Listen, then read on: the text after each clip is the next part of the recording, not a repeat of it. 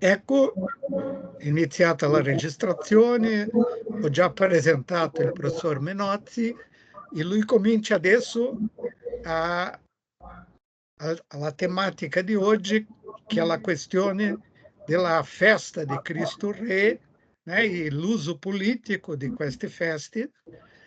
E lui ha detto proprio, eu vou falar em português, senão não adianta.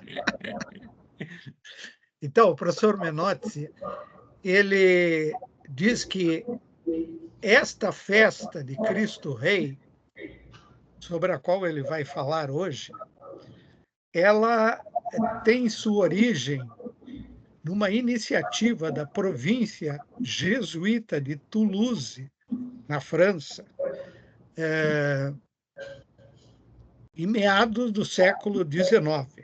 Qual foi o padre que propôs? Qual é stato il jesuita che ha proposto? Henri Ramier si chiamava. Ah, então, o padre Henrique Ranier, que foi quem teve a ideia de promover essa festa.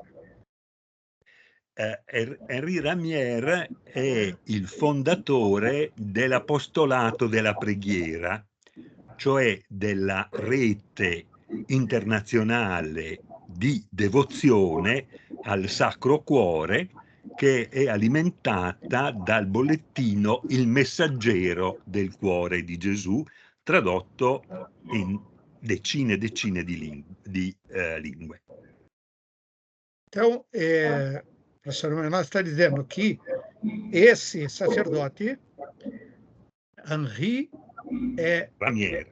Lamier, ele iniciou criando, né, propondo uma rede espiritual, uma rede de espiritualidade que era da devoção ao Sagrado Coração de Jesus, e fez isso através da publicação de um boletim que era traduzido em muitas línguas, né? E que tinha o título, il titolo del bolettino? Messaggero del Sacro Cuore di Gesù. Mensageiro do Sagrado Coração de Jesus. Eu só queria lembrar vocês, né? Você vê que é século XIX e a palavra já é rede, né? Hoje em dia é tão famosa, e a gente acha que no passado não tinha essas coisas. Então vamos lá. Sì, ecco, per Ramier la devozione al Sacro Cuore di Gesù e questa rete internazionale dell'apostolato della preghiera doveva essere la via per affermare il regno sociale di Cristo su tutto il mondo. E quindi Então, c'era questo nesso tra la devozione al Sacro Cuore e l'instaurazione del regno sociale di Cristo. Então, a ideia por trás de Padre Ranieri era essa, que a devoção, a promoção da devoção, da espiritualidade, do Sagrado Coração de Jesus, ela estava voltada para o estabelecimento, a introdução do reino social de Jesus em todo o mundo, né? Jesus reinando em todas as sociedades. Ed perché questa diffusione della devozione? Perché riteneva che il tratto fondamentale del mondo contemporaneo, dell'età a lui contemporanea della società coeva, fosse la secolarizzazione. La secolarizzazione avrebbe condotto la società umana al disastro e occorreva che i cattolici si impegnassero per evitare questo disastro attraverso l'instaurazione del regno sociale di Cristo. Então, a leitura que Padre Ranieri fazia da realidade daquele momento histórico francês, mas mundial, é que a secularização estava se espalhando em todas as sociedades e que cabia, então, aos católicos, através da difusão do culto, da espiritualidade ao Sagrado Coração de Jesus, inverter esse processo de secularização ao reinado social de Cristo em todas as sociedades. Nella concezione di Ramier, il regno sociale di Cristo equivaleva, anche se ne era una versione moderna, alla cristianità medievale. Per il regno sociale di Cristo era la stessa cosa che cristianità medievale, con una differenza: si trattava di accettare i caratteri nuovi della società moderna, non si poteva più riproporre la società medievale, ma della società medievale occorreva mantenere un tratto, una caratteristica, cioè la definizione delle regole fondamentali della vita collettiva da parte dell'autorità ecclesiastica, in particolare da parte del Papa. Então, na leitura que o padre Ranier fazia, e a proposta de intervenção era um olhar naquilo que tinha sido a cristandade medieval, mas ele tinha plena consciência de que não era mais possível propor uma volta à cristandade medieval, mas era preciso propor aquilo que era o valor central da cristandade medieval, isso é, que os valores de comportamento social deveriam ser aqueles propostos pela Igreja Católica, especialmente pelo Pontífice Romano, o Papa. Era questo il punto fondamentale. Alla deriva della secolarizzazione si contrapponeva una società cristiana che era tale perché il Papa ne definiva le regole. Então, contra essa deriva, essa perda de sentido da sociedade moderna, leitura,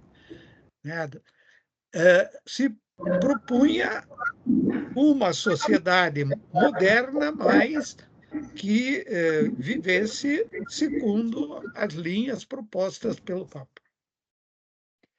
Ecco, questo tipo di concezione, che eventualmente possiamo poi approfondire, adesso mi limito ad alcuni tratti essenziali, questo tipo di concezione elaborata dai gesuiti francesi e diffusa in tutto il mondo attraverso l'apostolato della preghiera, viene recepita dal magistero papale di Leone XIII.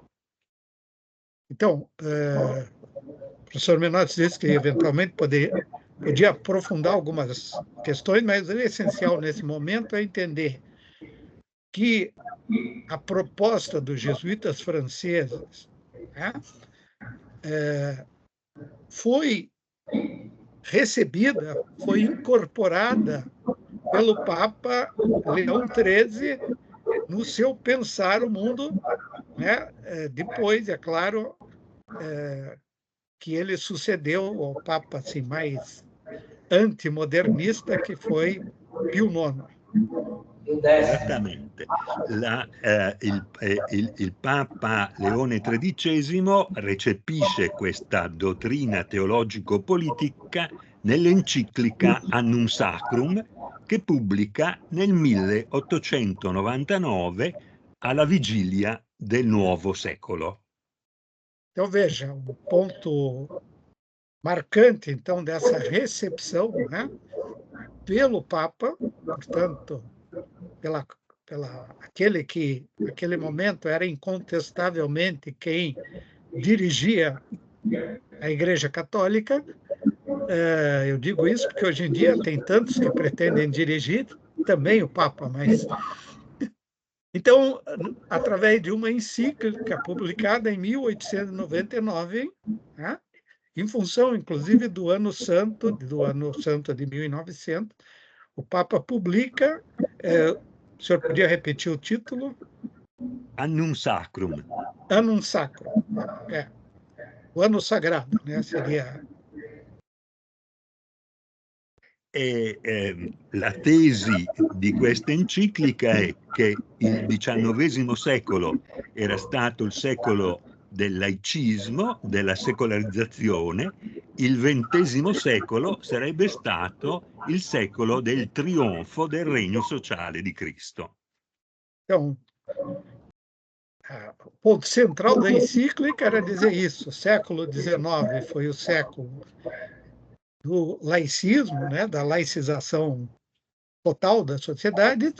O século XX seria o século em que o reino social de Cristo se instalaria em todas as sociedades. Ecco, per preparare questo risultato, il Papa indice una serie di celebrazioni in tutto il mondo, è un triduo di celebrazioni in tutto il mondo, che devono concludersi con la consacrazione del mondo al Sacro Cuore di Gesù. Então, a encíclica propõe um tríduo de pregueira em todo o mundo. Evidentemente, todos os bispos e, enfim, o clero deveria se unir nesta... E tudo terminaria com a consagração por parte do Papa do mundo ao Sagrado Coração de Jesus. E questo atto di consacrazione del mondo al Sacro Cuore di Gesù ha come scopo l'instaurazione del regno sociale di Cristo, e l'atto di consacrazione prevede come obiettivo, come finalità, la instaurazione del regno sociale di Cristo. Então, esse momento da consagração ao Sagrado Coração era o momento da instauração desse reinado, dessa realeza di Cristo. Che cosa sia questo regno sociale di Cristo è chiaramente indicato nell'enciclica, nel testo dell'Annum Sacrum, in cui Leone XIII fa un parallelo tra Costantino, che innalza la croce per dire che l'impero è diventato cristiano, l'impero romano è diventato cristiano, e il Sacro Cuore, che è il nuovo vessillo del nuovo mondo caratterizzato dal regno sociale di Cristo. È un regime costantiniano, il regno sociale di Cristo. Então, fica bem claro na encíclica essa... recordar aquele momento em que Constantino, segundo a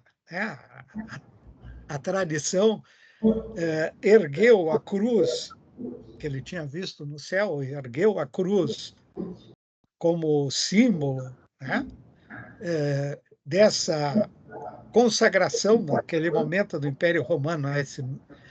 E agora, em vez da cruz do Cristo, era o Sagrado Coração, que era... il vessillo, il simbolo. É o símbolo dessa nova cristandade. Tivemos um problema de luz que não afetou os nossos computadores, por sorte. Vá, Luiz, deixa eu ver aqui. Eu continuo vendo vocês não me escutam? Escutamos, mas não vemos mais. Ok. O que deveria fazer aqui? Saberia se o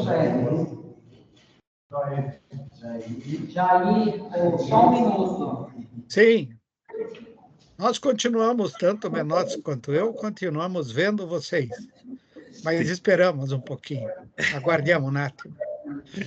Sì, ecco, questo di Leone XIII è la prima ricezione nell'ufficiale insegnamento della Chiesa del tema teologico-politico del regno sociale di Cristo.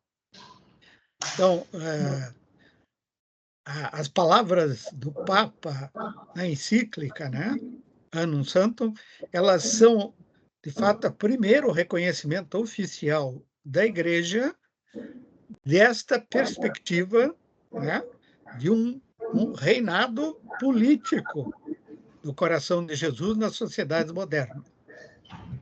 Ecco, questo primo riconoscimento ha un successivo ampliamento da parte di Pio XI. È uno dopo Leone XIII, c'è Pio X e Benedetto XV che fanno qualche cenno a questo tema, ma il tema viene sviluppato da Pio XI che diventa Papa nel 1922. Então, aqui é uma passagem importante e que voltou aí. Voltou. É uma passagem importante que esse tema de Papa Leão XIII incorporou em 1899 no pontificado do seu sucessor, Pio X, né? E depois do sucessor de Pio X, Bento XV, ele não é tocado assim. Mas Papa Pio XI, que foi eleito em 1922, ao pontificado, ele retoma com força a ideia. Sì, già nella sua prima enciclica riprende questo tema. La sua prima enciclica, Ubi Arcano, che è l'enciclica in cui delinea il suo programma, riprende questo tema definendo che il suo pontificato ha come obiettivo la pace di Cristo nel regno di Cristo. Então, Papa Pio XI, né? Achille Ratti, ele, na sua primeira encíclica, Ubi Arcanum, né? Sobre as coisas mais importantes, ele diz que esta questão do reinado do Sagrado Coração, quer dizer, a aceitação pela sociedade de que Cristo é o Senhor da história, deveria ser realmente a luta central do pontificato dele. E nell'enciclica che dedica ampio spazio all'azione cattolica, assegna all'associazionismo laicale cattolico e all'azione cattolica, l'associazionismo laicale cattolico, assegna il compito di instaurare il regno sociale di Cristo in terra. Quindi è un dato centrale del pontificato di Pio XI. Certo, então essa outra informação muito importante, de que nessa encíclica, Pio XI, ele define um instrumento da Igreja para a conquista das sociedades, que é a ação católica. A ação católica que tinha nascido nos anos 80 do século XIX, por acaso em Bolonha. E depois ela tinha uma versão italiana e, a partir de 1918, passou a ter a versão belga da ação católica especializada. Mas, enfim, seriam os leigos e as leigas, seja os adultos masculinos, seja as adultas femininas, seja os jovens e até mesmo crianças, esses grupos, essas associações da ação católica é que tinham a missão de, em cada sociedade, fazer triunfar o Sagrado Coração de Jesus e o reinado di Cristo. Rimarrà nella tradizione dell'azione cattolica come la festa del mandato coinciderà con la festa di Cristo Re, cioè la festa in cui l'azione cattolica, il laicato cattolico riceve il mandato dalla gerarchia dell'apostolato nella società, è il giorno della festa di Cristo Re. Então, ficou na memória das que ainda sobraram da ação católica que o momento chave do início dessa tarefa tinha sido a proclamação da festa de Cristo Rei, né? No último domingo antes do Advento, e que até hoje é celebrada, e era, vamos dizer assim, a recordação anual do mandato da Ação Católica. Ecco, il successivo atto infatti di Pio XI è l'enciclica Quas Primas del 1925, in cui introduce nella liturgia cattolica, per la prima volta naturalmente, la festa di Cristo Re. È dal 1925, in seguito a questa enciclica, che si celebra nella liturgia cattolica, quindi nel culto pubblico ed ufficiale della Chiesa, la festa di Cristo Re. Então foi pela encíclica Quas Primas.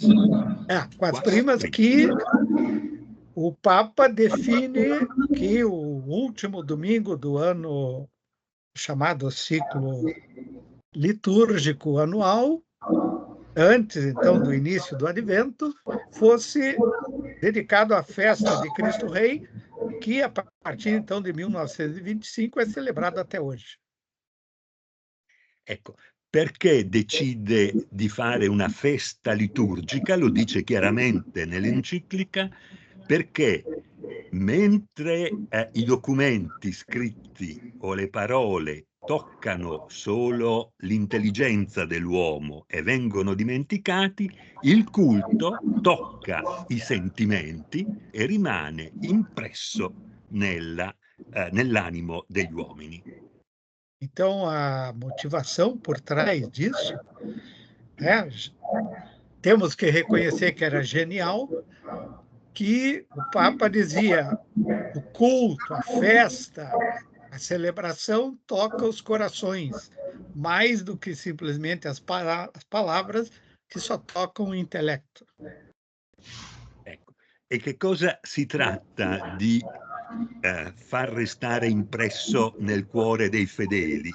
Si tratta di fare restare impresso che Cristo è il re della società e quindi tutte le istituzioni debbono essere subordinate a Cristo, e cioè al Papa che ne è rappresentante. Então, a ideia central era essa, que a festa tinha que recordar, né, aos corações, né, que a presença de Cristo nas sociedades, ela era central, e a palavra autorizada dessa presença era a palavra do Pontífice Romano, Papa. Ecco, d'altra parte Pio X è consapevole che i cattolici da soli non possono riuscire a costruire il regno sociale di Cristo ed occorre trovare una qualche collaborazione politica. Então, o Papa era astuto o suficiente, né, inteligente o suficiente, para saber que os católicos, por eles mesmos, não conseguiriam jamais realizar esse programa, que era preciso buscar nas sociedades aliados políticos. Allora, nel mondo contemporaneo, nel mondo a lui coevo, quali alleati ci potevano essere? Il Papa esclude i liberal-democratici perché vogliono la separazione tra Chiesa e Stato, esclude i comunisti o socialisti perché sono sono favorevoli all'ateismo di Stato, e restano invece i nazionalisti. Então, nessa escolha, o Papa tem que excluir eu vou fazer na ordem inversa, os socialistas e os comunistas, porque, né, queriam uma sociedade absolutamente não religiosa, e exclui também a social-democracia, fica só com, veja a palavra que Menotti usou, os nacionalistas, que é uma palavra que voltou à tona agora, ali na Itália está fervendo essa palavra. Aqui no Brasil voltou também. Perché i nazionalisti possono collaborare con i cattolici? Perché condividono con i cattolici l'idea che la nazione cioè il criterio nazionale di organizzazione della vita politica, la nazione è una realtà spirituale. Então, por que na leitura do Papa os nacionalistas podiam se unir a essa recristianização da sociedade? Porque eles também entendiam que, no fundo, a ideia de nação, né, essa ideia que nasce no século XIX, mas vem à tona exatamente com muita força no século XX, era, no fundo, uma ideia espiritual, de dizer que nós fazemos parte, né, temos uma, sei lá, uma alma em comum com os nossos coetâneos da mesma área, região, enfim, mesma nação. Não sei se eu traduzi bem, né? Ecco, il Papa pone solamente un limite alla collaborazione con i nazionalisti, cioè purché non deifichino la nazione, purché non trasformino la nazione in un idolo, non facciano della nazione una religione. E agora o Papa deixa muito claro isso, que é possível a colaboração dos nacionalistas, desde que os nacionalistas não pretendam transformar a nação, a ideia de nação, em uma religião. Ecco, ed è qui appunto la ragione per cui tra le due guerre mondiali c'è una collaborazione dei cattolici in tante parti, in Italia, in Germania, in particolare con i regimi nazionalisti, che arrivano al punto in Belgio del rexismo, cioè appunto addirittura di una subordinazione al nazismo come via per affermare il Cristo Re. Então, Menotti, da perspectiva, né, europeia, ele diz que entre naquele intervalo entre a Primeira e a Segunda Guerra Mundial, mas, enfim, a partir desse momento da encíclica, há uma grande colaboração entre os partidos nacionalistas, especialmente na França e na Alemanha. E eu diria, Menotti, aqui no Brasil também é o caso, né? Nós temos inclusive um dos meus orientandos de doutorado que está trabalhando isso. Aqui em Pernambuco, como todos os políticos eram dessa linha e todos católicos praticantes, né, que impuseram catolicismo de Estado. Mas é isso aí. Ecco, naturalmente l'ideologia di Cristo Re ha poi anche varianti che preoccupano Roma, in particolare i cristeros messicani, perché in questo caso la via di instaurazione del regno sociale è la violenza politica e questo Roma non lo accetta. Certo, então o professor Menotti se lembra que nem todos os que aceitaram a ideia de lutar pela regalidade social de Cristo agradaram a Roma. Ele citou o caso aqui daquela tentativa no México, depois da instauração da Revolução Mexicana, dos chamados cristeiros, que queriam, através de uma revolução sangrenta, substituir o governo revolucionário por um governo cristão. E isso Roma não aceitou. Perché il problema è la violenza in questo caso, non accetta che la collaborazione deve essere politica, ma non deve giungere alla violenza. Então, a colaboração tem que ser política, mas não pode trazer a violência para o ambiente. Ecco, con la fine della seconda guerra mondiale, la teologia politica di Cristo Re è segnata da questa collaborazione con i regimi che sono stati sconfitti e quindi resta negli ambienti tradizionalisti legati appunto a quel passato anche neofascista o neonazista. Exatamente. Manotes, então, traz à tona esse que é o problema. Terminada a Segunda Guerra Mundial, né, as forças políticas ligadas àqueles regimes que acabaram sendo responsáveis, né, pela Segunda Guerra em nível europeu, elas saíram derrotadas e, e saíram, ao mesmo tempo, identificadas, esse conservadorismo, essa tentativa de recristianizar a sociedade, passou a ser identificada com essa questão do fascismo e do neonazismo. Ecco, ciò non vuol dire che il tema della regalità sia scomparso dalla teologia cattolica, ma è stato elaborato, rielaborato, e uno dei teologi che più intensamente l'hanno rielaborato è Congar, Marie-Yves Congar, il domenicano Marie-Yves Congar. Ele diz que o tema não desapareceu, mas precisou ser reelaborado.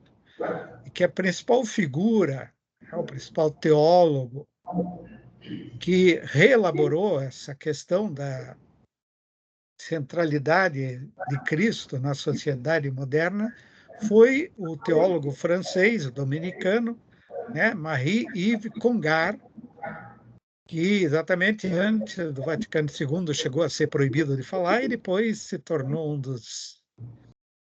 Ecco, Congar prepara un contributo sulla regalità sociale che definisce il modo con cui questo tema è presente nei documenti del Vaticano II.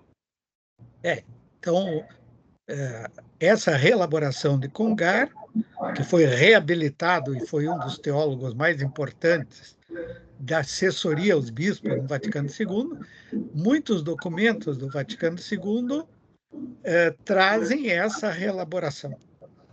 Ecco, cioè la tesi di fondo di Congar è che la regalità di Cristo è una nozione di carattere spirituale ed escatologico. Quindi Então, non è nel mondo, ma è alla fine del mondo. Então, Congar repropôs essa realeza espiritual do Cristo como um valor escatológico. Ela não é presente no hoje da história, mas na realização da história. Ecco, questo tipo di concezione avrebbe dovuto segnare la riforma liturgica che viene fatta da Paolo VI e quindi anche della festa di Cristo Re. Então, com isso, né, na reforma litúrgica solicitada pelo Vaticano II e executada por Paulo VI, a maneira de apresentar, então, a festa de Cristo Rei é nessa perspectiva escatológica. Allora, la festa, come sapete appunto, la nuova liturgia propone un modello romano che poi viene applicato diversamente a seconda delle varie situazioni, delle varie chiese locali. Quindi io parlo un attimo del modello romano, naturalmente. Certo, então a reforma... E aqui só um particular, Menotti, se me permite, vocês sabem que uma vez determinado o conteúdo da reforma, né, o primeiro país a traduzir, mas a adaptar segundo o que tinha entendido que seria, foi o Brasil, né? Só que adaptou demais e nunca eles levaram 20 anos para autorizar, enquanto que nos outros países que não adaptaram, ficaram só com essa versão romana da coisa, foram imediatamente, né, autorizados a publicar o novo, que no Brasil só em 92 foi publicado. Ecco, allora nel Novus Ordo Misse si cambia poco rispetto al testo precedente fissato da Pio XI. Il testo della messa cambia pochissimo, cambiam invece le letture dell'ufficio, dove... sì, traduci. Então, o novo missal de Paulo VI não mudou muito os textos do corpus da missa, né? Os textos, as orações, o prefácio, essas coisas. Mas o que mudou foram as leituras bíblicas usadas na festa. Ecco, nei testi dell'ufficio vengono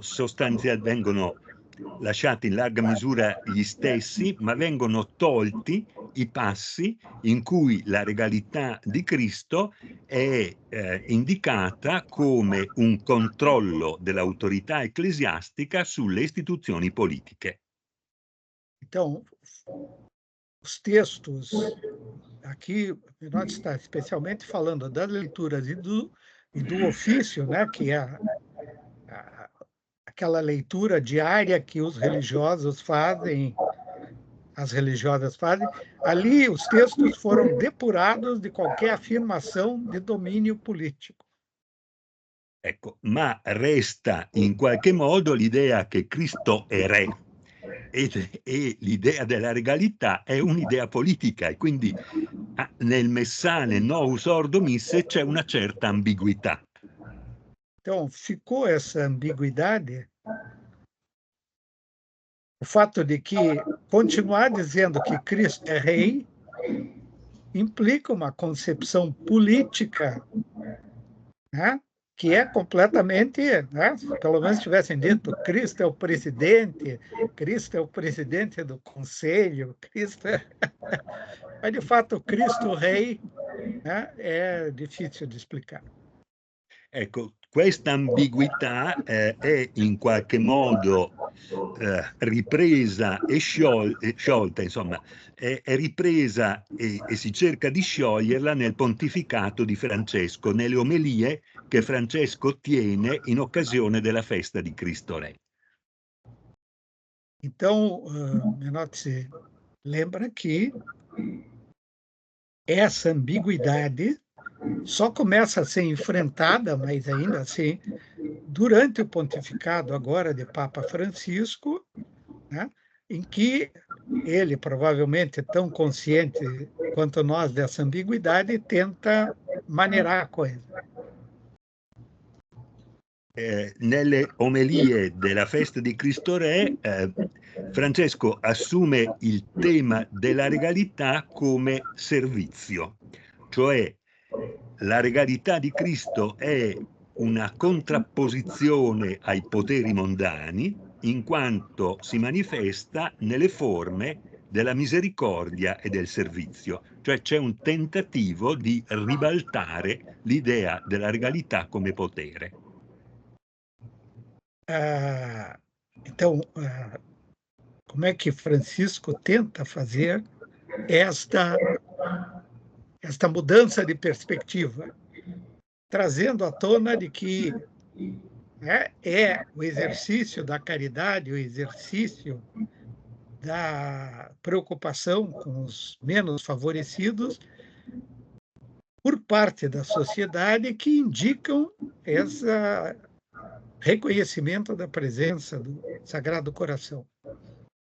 Sì, ed è in qualche modo in Francesco una ripresa di quel testo di Congar che vedeva realizzarsi il regno di Cristo attraverso una Chiesa povera e serva, un'Église pauvre et servante. Então, aquilo que no Vaticano II foi a palavra forte que Congar conseguiu passar, entre outros, para Dom Helder, né, a igreja pobre e a serviço, pobre e serva, é essa que, então, Francisco agora retoma com muita força durante seu pontificado.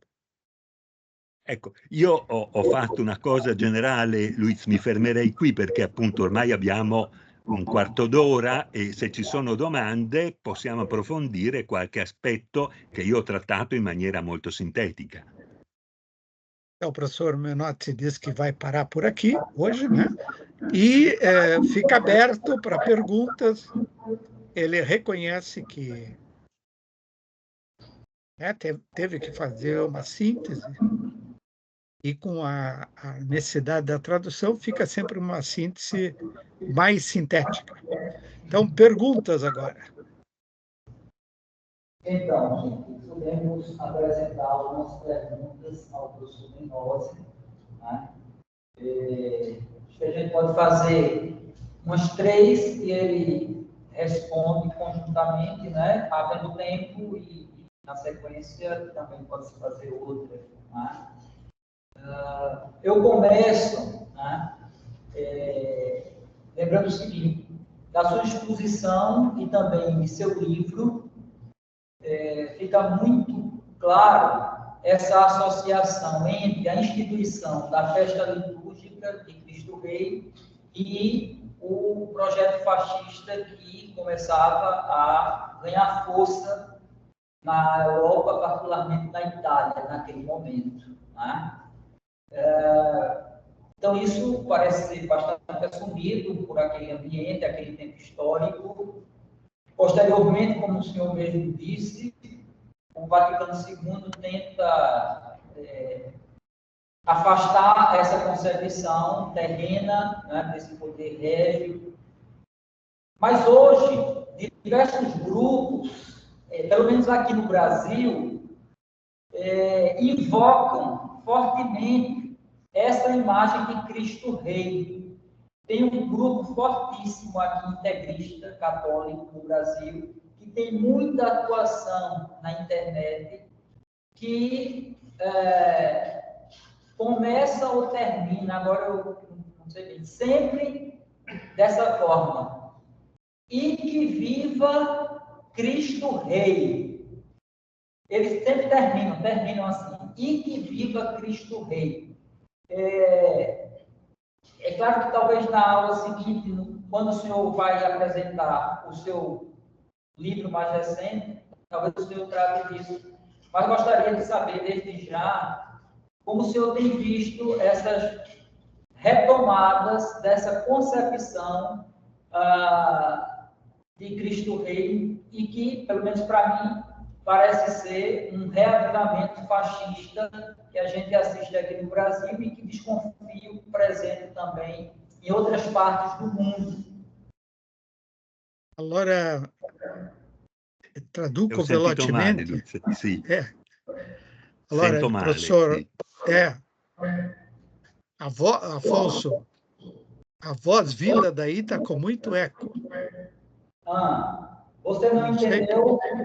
Não, eu entendi. Eu vou fazer uma síntese. Então, a pergunta do professor Afonso é essa. Dá a impressão, que no caso brasileiro é bastante claro, né, como há uma retomada pelos grupos mais de direita, mais conservadores, há uma Mi parli in retomada. italiano, Luis? Luis, parlami in italiano, se no non Você capisco. tem que falar italiano, Luiz. Sono confuso. Allora, traduco. Il professore Alfonso ha portato qui per noi una realtà brasiliana, ma che è una realtà che chi legge i giornali fuori sa, di questi gruppi più conservatori, più di destra, no? Che cercano di riportare tutto questa proposta originale di Pio XI e pertanto la valorizzazione di questi partiti politici. La domanda è come lei vede questo?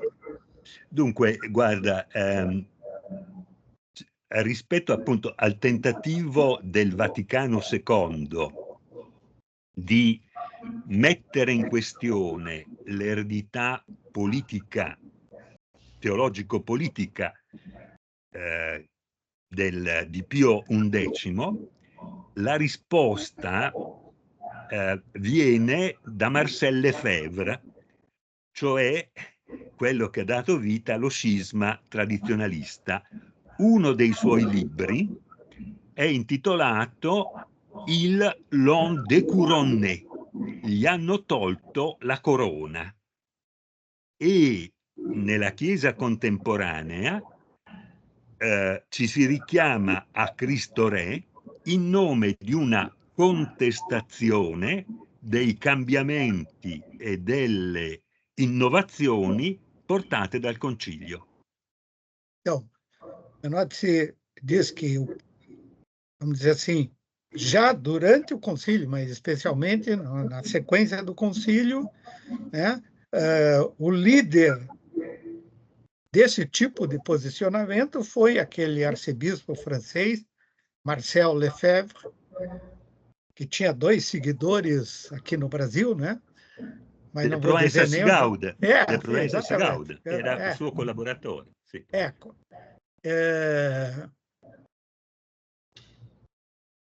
Então, ele já, o Marcel Lefebvre, publicou um livro chamado, né, o Descoroado, vamos fazer, como é? Il l'ont découronné, l'hanno scoronato. Tiraram a coroa de Cristo. E exatamente a proposta do grupo dele, que terminou abrindo um cisma que só recentemente foi mais ou menos... Mas eu acho que também no Brasil acontece isso, que esses grupos mais à direita, mais influenciados, aqui era a tradição família e propriedade, depois os, né, Legionários de Cristo, por aí vai.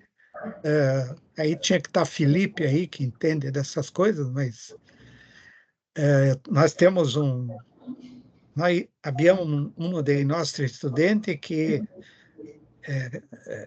lavora exatamente isso, com este grupo brasiliano, e veramente qui è la stessa cosa.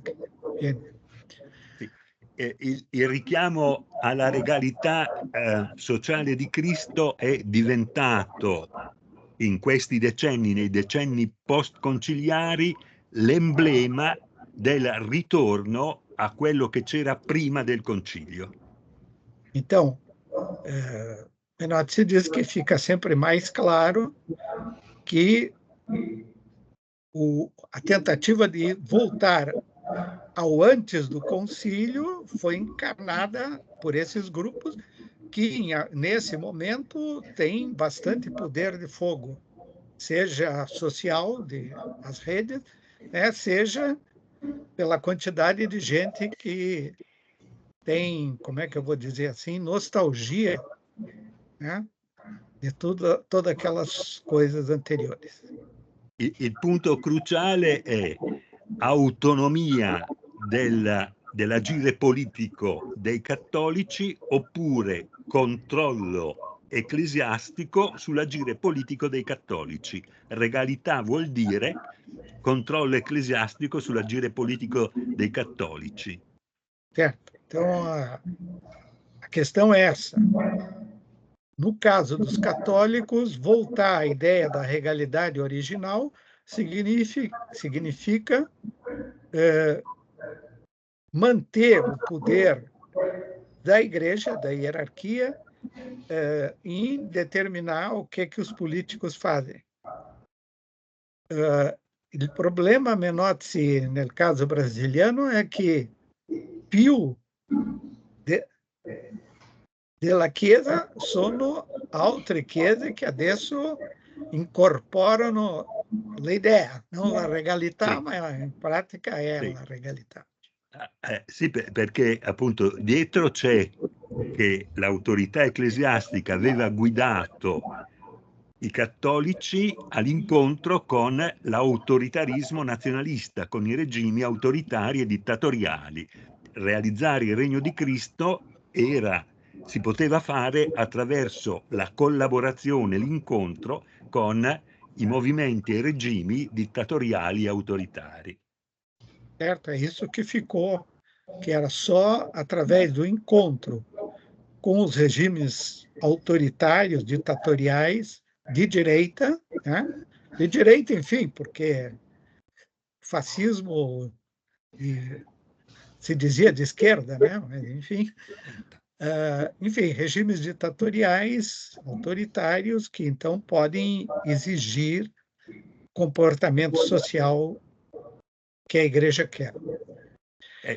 L'esempio tipico è il rexismo belga, no? Christus Rex dà vita a questo movimento nato dall'azione cattolica belga, rexismo, che è collaboratore col nazismo.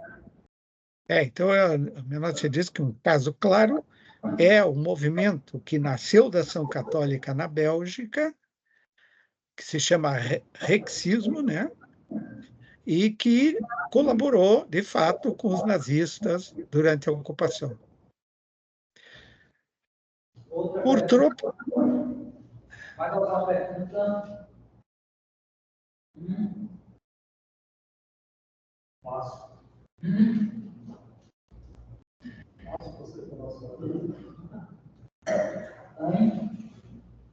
Afonso, agora, eu acho que a gente podia ficar por aqui, só que vamos aproveitar para a próxima quarta-feira, nós precisamos melhorar o som aí na sala, né? E também fazer o Moacir entender que precisa um microfone para quando vocês falarem, o Menotti se entenda com clareza também o que foi falado. Então, isso nós precisamos para a próxima quarta-feira. Mas eu acho, a minha opinião é que é funcionato benissimo nella circostanze tecnologiche. Si può tornare alla proposta originale del XIX secolo, di che bisogna reti e bisogna occupare il mondo un'altra volta. Bene, grazie molte allora Luiz, è stato anche per me un vero piacere parlare con voi di questo tema, spero che sia stato utile, naturalmente si può scrivere al mio indirizzo di posta elettronica se ci sono domande e comunque ci vediamo la settimana prossima. La settimana prossima. E come è stato registrato e come Afonso ha un profilo dittatoriale, loro devono ascoltare tutto un'altra volta, senão... Uma grande bom dia de Luiz. Professor Rossi, muito obrigado. Até a próxima semana. Um abraço. Grazie alla prossima. Grazie mille.